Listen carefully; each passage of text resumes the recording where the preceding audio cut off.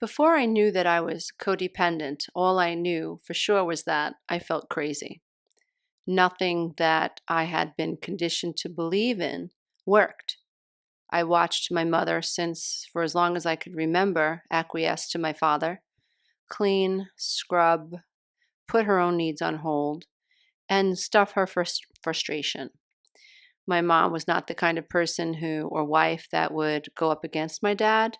So if he was having a bad day and my mother was having a bad day, well, his bad day always trumped her bad day.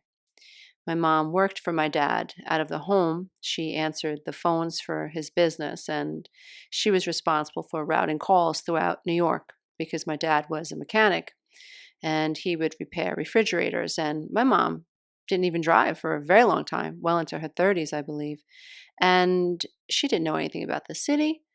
And so when she routed a call to somewhere my father didn't want to go, or if it was too hot and it took too long to get from one place to the other, my dad would explode on her. And I would watch my mom just stuff her anger. She never pushed him back. And I always wondered why? Why didn't she ever push him back?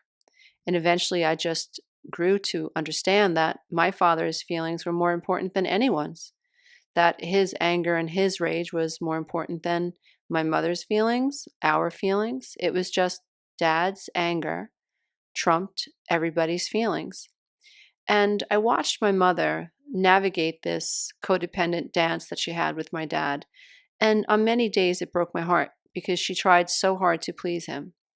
And he seemed almost impossible to please, if not impossible to please. There was always something else that he could complain about. And watching her as a little girl, I grew to take on those traits with my mom. So I became a people pleaser. I became the peacemaker. I became the person who was worried about everybody else in the room. I was the person who stood up at every party to eat her food. I was the last one to eat. I was the first person to attend a cocktail party and the last person to leave because I would help the hostess set up and I would help the hostess break the tables down, put everything away. If you were in a room, with someone like me or my mother, we weren't tuned into ourselves. We were tuned into what you needed. We were worried about filling up your drink. We were worried about getting you ice. We were worried that your food might get cold. Totally detached from our experience of what we were experiencing in the moment. Codependency implies that you're codependent on something, someone, or some experience, or even a belief or an idea outside of the self for comfort, validation, acceptance, and or a sense of self. Those of us who struggle with codependency very oftentimes have been raised in codependent homes where our parents played out this codependent dynamic. In most cases, codependents are raised in codependent homes and or unpredictable homes. Many of us who come from alcoholic homes or homes where one or both of our parents were narcissistic, or one parent was narcissistic, more narcissistic, and one parent was more codependent, we can develop symptoms of codependency. If we were adopted out, put in foster homes, and our homes were unpredictable, or we never felt safe, then we can develop this sense of, I am not enough. We lack a sense of self. All children need a nurturing home environment.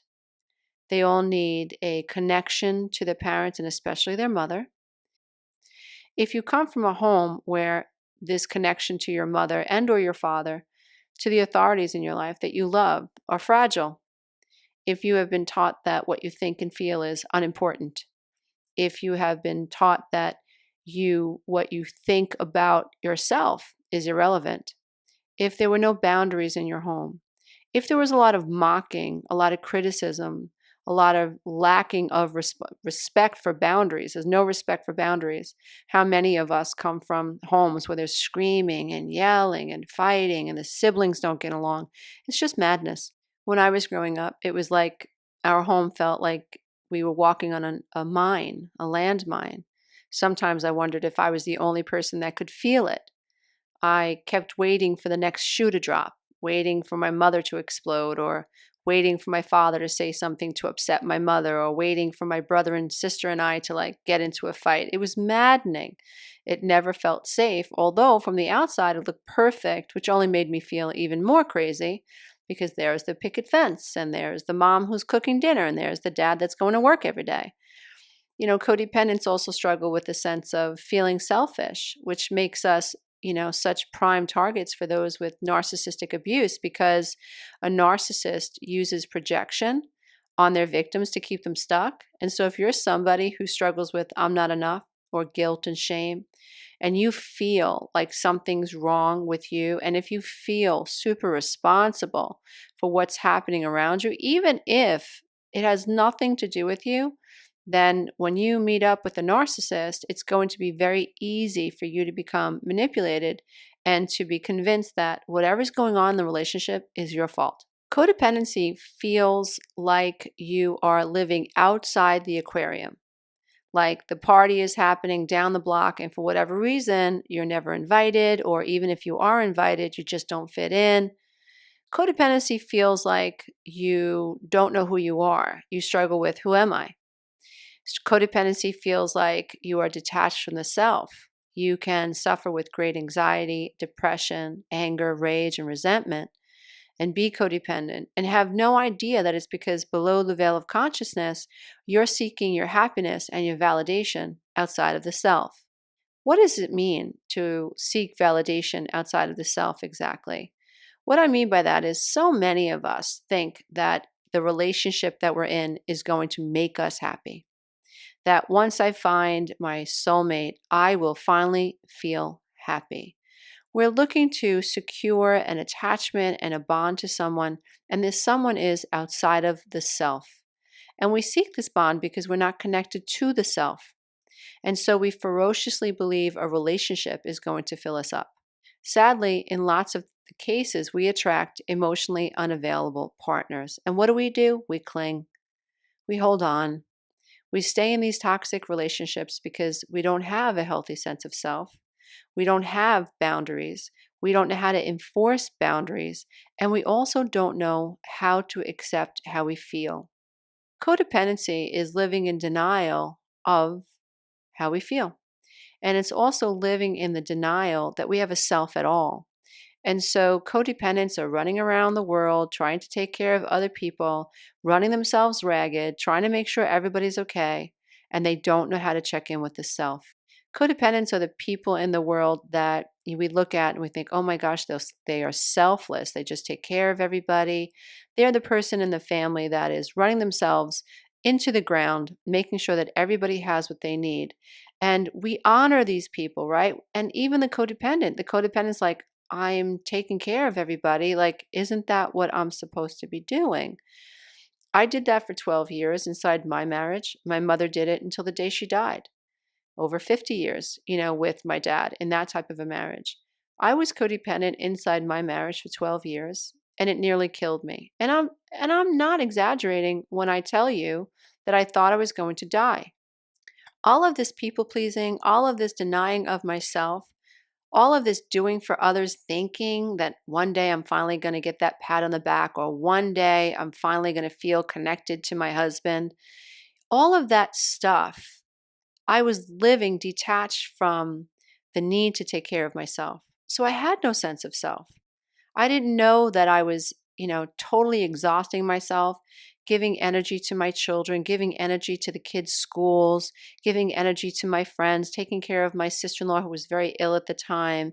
I had another sister-in-law who had MS at the time, constantly seeing myself as somebody who needed to fill in the gaps of everybody else's life. There's nothing wrong with wanting to be somebody who is helpful. But when we extend ourselves at the expense of the self, when we are not recognizing that we are burnt out, when we are not recognizing when we are being abused. There were times when I was taking care of very sick people and I thought maybe I'm being taken advantage of, but it took me so long to be able to say, wait a minute, this doesn't feel right. This doesn't feel good. And I think I'm being taken advantage of here. Now, for a codependent to say, no more, I'm not doing this anymore. I'm not taking care of you. I'm not extending myself this way. My own laundry is piling up. I'm not exercising, I'm not meditating, I'm doing your food shopping, I'm not doing my own food shopping. For a codependent to let go and stop taking care of somebody is a huge, huge thing. It means that we have to accept that the people that we're taking care of might be pissed off or get angry when we stop taking care of them. It means that all of our not enough stuff, I'm not enough stuff, is going to come to the surface. It means that we're letting go of the possibility that this person that we've decided to take care of will one day pat us on the back and give us the validation we seek. We don't realize, as codependents, those of us who suffer from codependency, we don't realize just how desperate we are for acceptance and love, to be nurtured, to feel like we belong. And we have this need, and this need is creating dependencies. And these dependencies are unhealthy and they're quite dysfunctional. In the healthiest of relationships, what we experience is want versus a need. When I want to be your friend, that means that I don't need to be your friend, and I've decided that you're a friend that's worthy of my friendship, you're worthy of my time.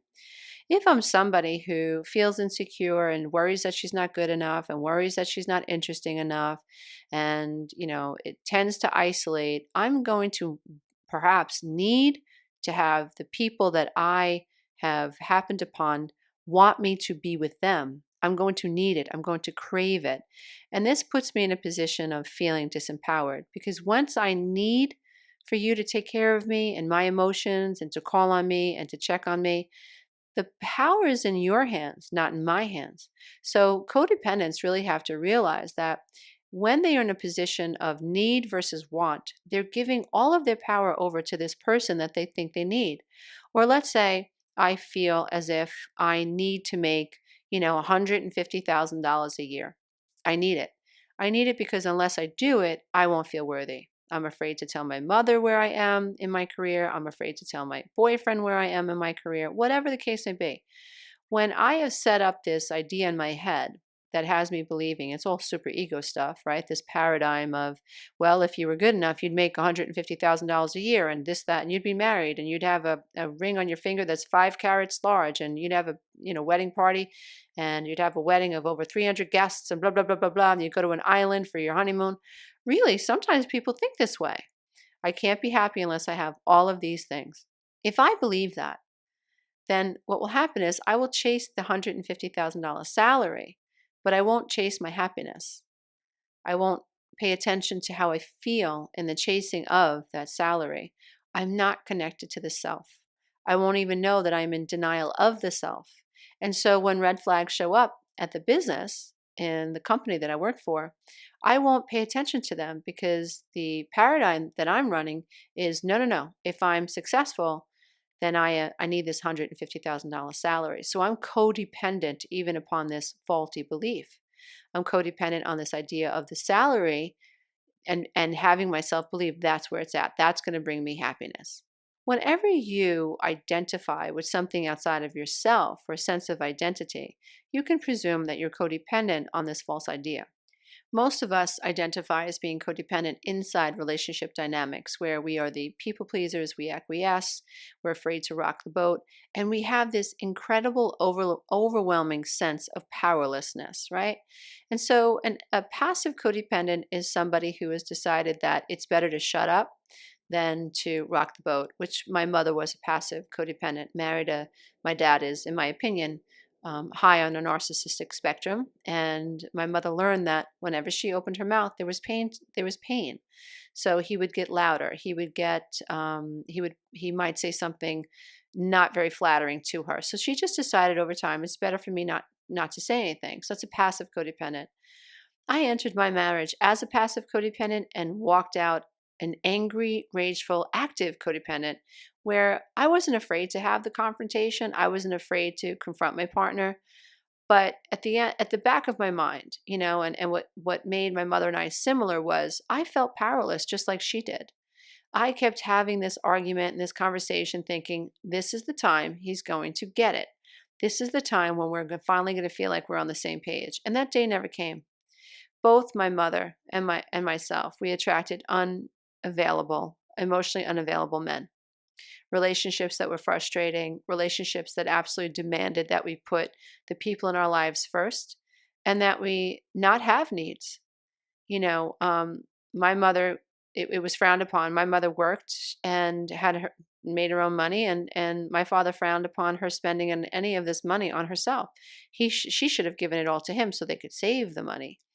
And, if I dared to suggest that I was going to have a manicure, my ex-husband would look at me like I was selfish, that I didn't have the right to do that. And those are just little instances.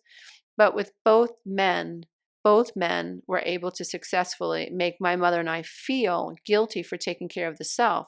So we associated pain with that.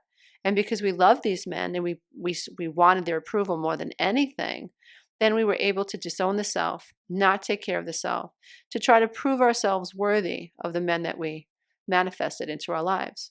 The thing that we need to pay attention to as recovering codependents from dysfunctional homes, adult children of alcoholics, adult children of narcissistic parents, children who come from homes that are unpredictable, that are not stable, children who have been bounced around in foster care, those of us who have suffered from torture, who have suffered from sexual abuse and alike. We have to understand that at our core, we've been dissociated from the self. We have been detached from the self. We have not been allowed to find the self and to feel connected to the self.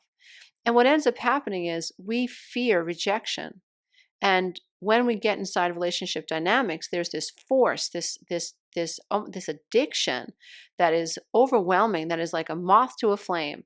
We are craving the connection to this other person.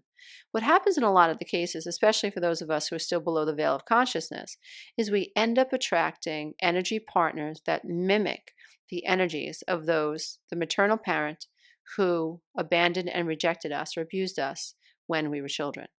So, this podcast is for anybody who is looking to better understand codependency and what it feels like, and the varying dynamics that show up when you're suffering from codependency, how you might become codependent, who might become codependent in terms of criteria in childhood, the difference between active codependency versus passive codependency, and the way codependents feel. Look forward to more podcasts on this dynamic, and let me know what you think about this podcast, and let me know what you'd like to hear on the Breakdown to Breakthrough podcast. Thanks so much for being here. Bye for now.